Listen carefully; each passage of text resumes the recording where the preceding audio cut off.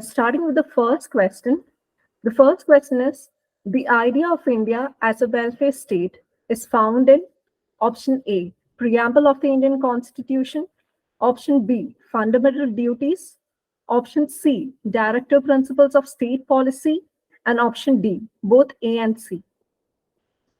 The right answer is option B, both A and C, the preamble of the Indian Constitution and the directive principles of state policy.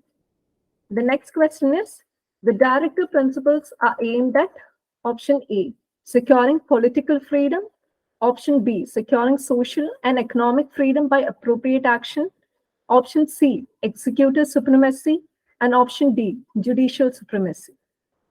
The right answer is option B, securing social and economic freedom by appropriate action. The next question is, if the directive principles of state policy are infringed, option A, there is remedy in the court, option B, there is no remedy by judicial proceedings, option C, there is remedy in Lok Adalat, and option D, there is remedy in the court of special executive magistrate. The right answer is option B, there is no remedy by judicial proceedings. The next question is, directive principles of state policy are the conscience of the Constitution, which embody the social philosophy of the Constitution. This was described by option A, Granville Austin, option B, A.V. Dicey, option C, Dr. B.R. Ambedkar, and option D, K.L. Weir. The right answer is option A, Granville Austin. The next question is, the framers of the Constitution borrowed the concept of directive principles from option A, Constitution of Indian Republic, option B, Government of India Act 1935, option C, Constitution of Ireland, and option D, Constitution of Switzerland. The right answer is option C, Constitution of Ireland. The next question is, which committee suggested the justiciable and non-justiciable types of rights? Option A, Sapro Committee, option B, Balwant Rai Mehta Committee, option C, Berulal Committee, and option D, none of the above. The right answer is option A, Sapro Committee. The Sapro Committee in 1945 suggested two categories of individual rights, that is justiciable and non-justiciable rights. The next question is, in which amendment of the Constitution the Government of India made a pioneering attempt to provide for workers' participation in management of industry by suitable legislation in the directive principles of state policy?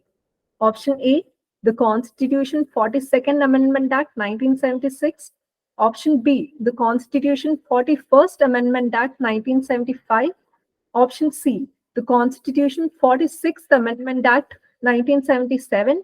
And option D, the Constitution 40th Amendment Act 1972. The right answer is option A, the 42nd Amendment Act 1976. The explanation is that the workers' participation in management of industry is a process by which subordinate employees either individually or collectively become involved in one or more aspects of the organizational decision-making within the enterprise in which they work. This concept creates a sense of belongingness in the mind of the workers. The next question is, which one of the following directive principles of state policy is given preference over the fundamental rights conferred by Article 14 and Article 19 of the Indian Constitution? Option A, living wages for workers. Option B, provision for early childhood care and education to children below the age of 6 years. Option C, protection and improvement of environment and safeguarding of forest and wildlife. Option D, operation of the economic system does not result in the concentration of wealth and means of production to the common detriment. The right answer is option B, operation of economic system does not result in the concentration of wealth and means of production to the common detriment. The explanation is that directive principles of state policy, Article 39B and Article 39C, have been given precedence over the fundamental rights of Article 14, which is the right to equality, and Article 19, which is freedom of speech and expression. The next question is, which amendment made elementary education for all children a fundamental right? Also choose the article added after that. Option A, 80th Amendment, Article 21A. Option B, 86th Amendment, Article 21. Option C, 44th Amendment, Article 22A. And option D, 86th Amendment, Article 21A. The right answer is option D, 86th Amendment, Article 21A. The 86th Amendment Act of 2002 changed the subject matter of Article 45 and made elementary education a fundamental right under Article 21A of the Indian Constitution. The next question is, Article 43 of the Directive Principles of State Policy states, 1. Make provision for just and human conditions of work and maternity relief. 2. Secure a living wage. 3. A decent standard of living with social and cultural opportunities for all. Option A, only 1 and 2 is correct. Option B, only 2 and 3. Option C, 1, 2 and 3. And option D is only 1 and 3 is correct. The right answer is option B, only 2 and 3 are correct. Article 43 of the Constitution talks about securing a living wage, a decent standard of living, along with social and cultural opportunities for all workers. The next question is, in which of the following cases the Supreme Court held that the Indian Constitution is found on the bedrock of the balance between the fundamental rights and directive principles? Option A, the Golaknath case. Option B, the Minerva Mills case. Option C, the Keshavananda Bharati case. And option D, the Chambakam Dorairajan case. The right answer is option B, Minerva Mills case, 1980.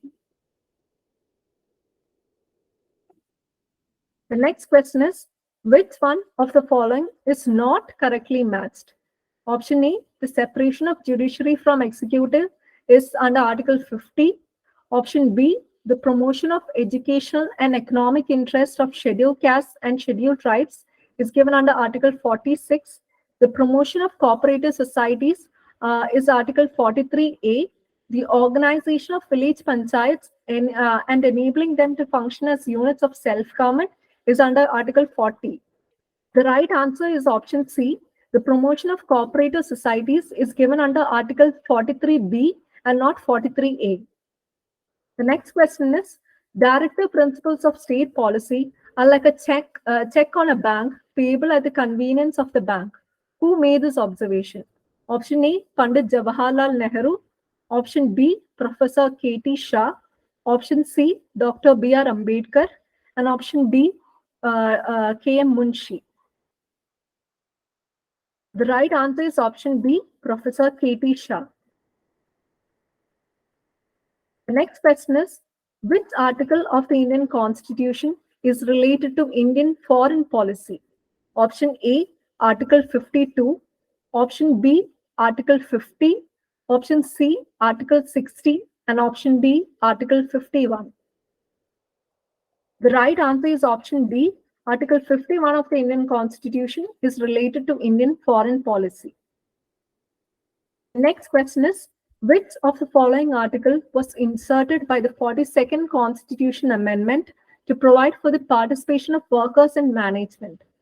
Option A, Article 38. Option B, Article 39A. Option C, Article 45. And option D, Article 43A. The right answer is option D, Article 43A.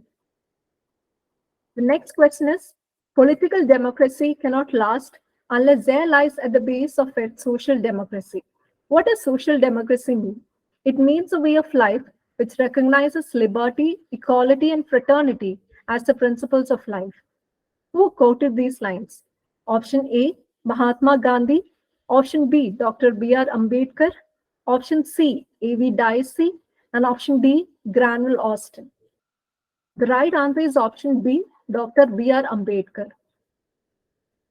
The next question is, in which judgment Supreme Court ruled that in case of conflict between the fundamental rights and directive principles, fundamental rights would prevail? Option A, Champakam Dorairajan case. Option B, Golaknath case. Option C, Keshavananda Bharati case. And option D, Minerva Mills case. The right answer is option A, Champakam Dorairajan case. The Director Principles of State Policy is a subsidiary of fundamental rights. The next question is, equal justice and free legal aid to the poor are mentioned in which article? Option A, Article 39.